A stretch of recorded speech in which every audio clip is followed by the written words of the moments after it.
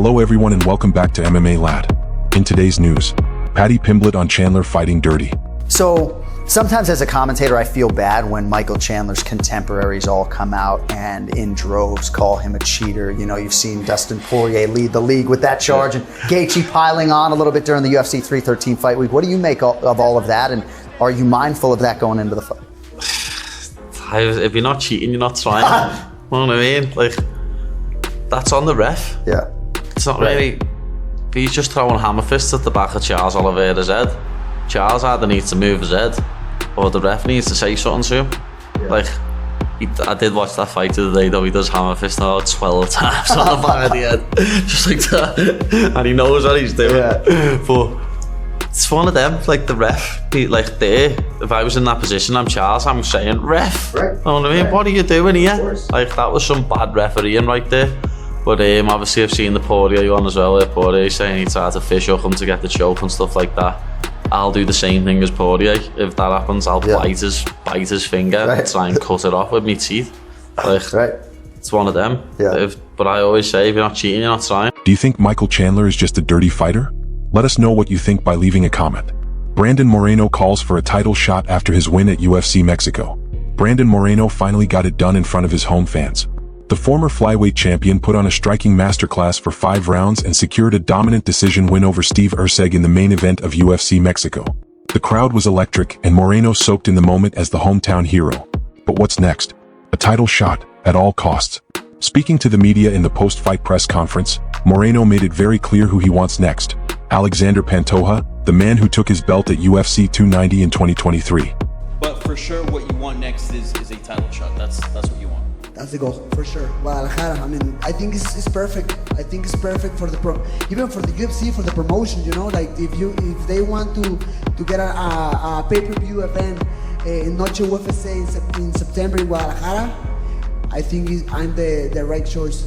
I feel today I have enough arguments to raise my hand and say, hey, I can be the main event, the pay-per-view in Guadalajara in September. Moreno knows the UFC is eyeing a massive pay-per-view event in Mexico this September, and he believes there's no better headliner than himself.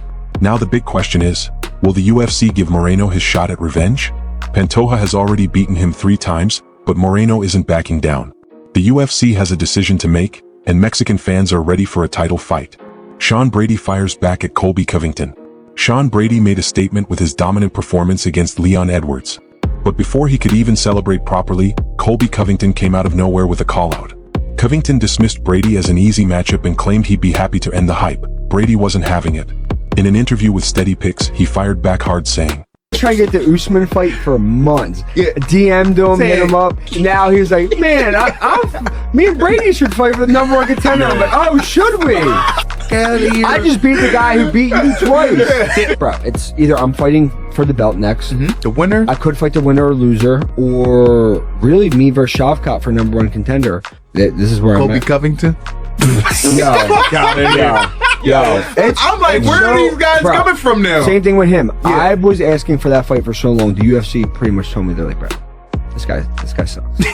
Like, he's cheeks. And it's just funny, like, he's this high-level wrestler. I'm like, bro, Leon took you down multiple times, beat the shit out of you. Colby don't realize his time is fast. You see what I just did to Leon? Like, what would I do to you, bro? Like, I would kill him. He's getting. I think that's what we always say. He's not even getting anyone in the top 50. Dude, might not even have a fucking job. When's the last time that dude? Will Colby respond? And more importantly, would the UFC book this fight? And before we continue, make sure to leave a like and subscribe to support the channel. Merab-WRESTLES a fan and Gable Steveson.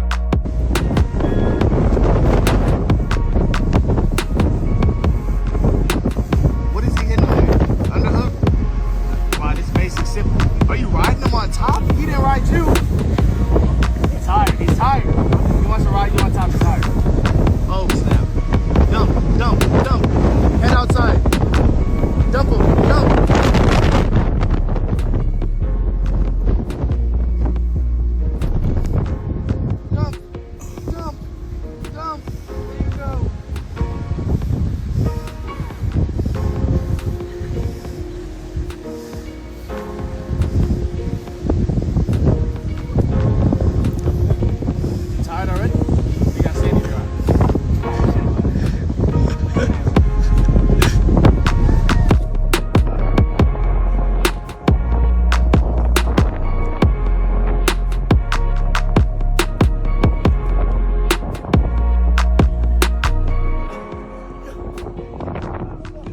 Ilia Topuria reveals the UFC promised him a lightweight title shot.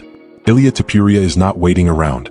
Weeks ago, he teased a fight announcement that would shock everyone, but no official confirmation has come yet. Fans have been left wondering, who's his next opponent? According to Topuria, the UFC has already promised him a lightweight title shot. He spoke on it at a press conference in Spain, hinting that he's waiting for an official opponent. The potential matchups? Islam Makhachev, Charles Oliveira, Justin Gaethje. The lightweight division is stacked, but Topuria's confidence is sky high. I'm not entirely sure what my next fight will be. The only thing I'm sure of is that the UFC want my next fight for the world title. That's all I know. Afterwards, if it's going to Islam or Charles I, don't know, but the belt will be on the line. That was the promise for leaving my title vacant. UFC have always kept their promises. Now we wait. But do you think he deserves a direct title shot? Let us know what you think down in the comment section. Share a Bullet doesn't understand how DDP keeps winning in the UFC. Все бои вот в UFC, Дуплесиса, он дерется вот последние 5 боев. Я всегда ставлю на его соперника, но он как-то побеждает. Я вот этого удивляюсь постоянно. И как бы уже, я не знаю, как это у него получается сделать. То там в борьбе как-то он там что-то найдет, как-то придушит, получится. То в стойке как-то зацепит, там какой-нибудь такой скачок сделает, там взрыв.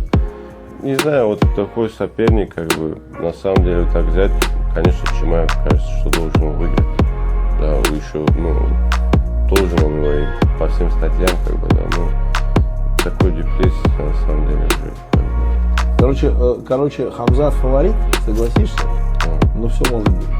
Да, Дуплесис, он что есть, у него такой, какало, здоровье такое, хайван, да, и прет. И вот что он делает, он прет, и свое все время идти хочет найти, и что-то находит в итоге, да.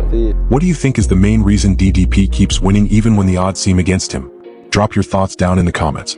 Chael Sonnen and Alex Pereira shocking beef. Chael Sonnen never shies away from drama, but this one's unexpected. During an interview with Submission Radio, Sonnen revealed he had a weird interaction with Alex Pereira that somehow turned into beef. He said, I met Alex Pereira, and he had an aura around him. I said, he came up and he shook my hand. And then he asked me through an interpreter, was that a feminine handshake? Was my handshake strong enough? And I said, well, hey, I wasn't really telling you. Give me another one. So he gave me a handshake, and I said, no, it's not feminine. You guys, that's a very good handshake. I told that story to Daniel Cormier. Well, somewhere when my rendition of that story gets interpreted to Alex Pereira, he thinks that when I use the word aura, that somehow meant like an energy, like we were going to fight with each other, and that he backed down. And he thought that I said that he had a girl's handshake.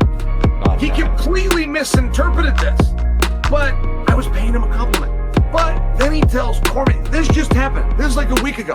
He tells Cormier, Chael Sonnen, no chama. Now, I don't totally know what chama means, but I know when he says it that you'd rather have it than not have it. So he said no chama for Chael. And Pereira needs to know, yes, chama Chael, or ostrich boot in your nuts. Those are Pereira's two choices. So when you ask me about a fight that could have been with Pereira, it could still be, unless he changes his mind publicly and gives me chama. What do you think about this misunderstanding? More on Chael Sonnen. He also weighed in on how fed up with 145 division Ilia Topuria is.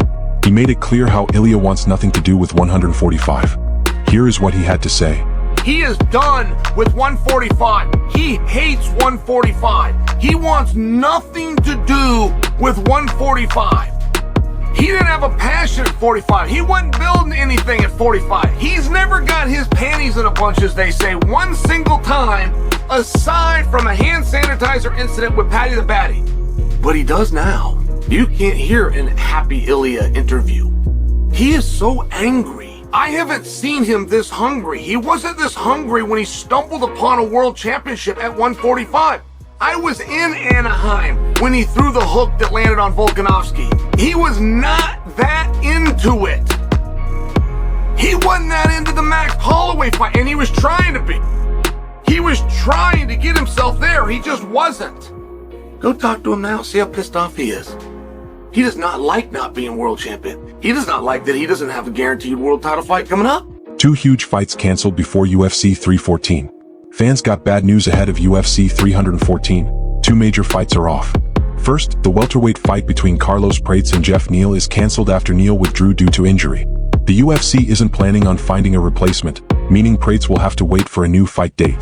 Second, the UFC Kansas main event between Jamal Hill and Khalil Rountree Jr. is also cancelled. Hill is reportedly dealing with a lingering leg injury, forcing him to withdraw. This fight was already supposed to happen last year at UFC 303, but it got scrapped after Rountree inadvertently took a banned substance and was suspended for 2 months. To make up for it, Derek Lewis is now being added to UFC Kansas, but his opponent? Still unknown. As we wrap up today's update, do you think Ilia Topuria deserves a direct title shot? And do you believe Dricus du Plessis stands a chance against Khamzat Chimaev? Let us know what you think by leaving a comment down in the comment section. And if you enjoyed the updates, be sure to smash that like button and subscribe to the channel for daily MMA news. Thanks for watching, guys. See you in the next one.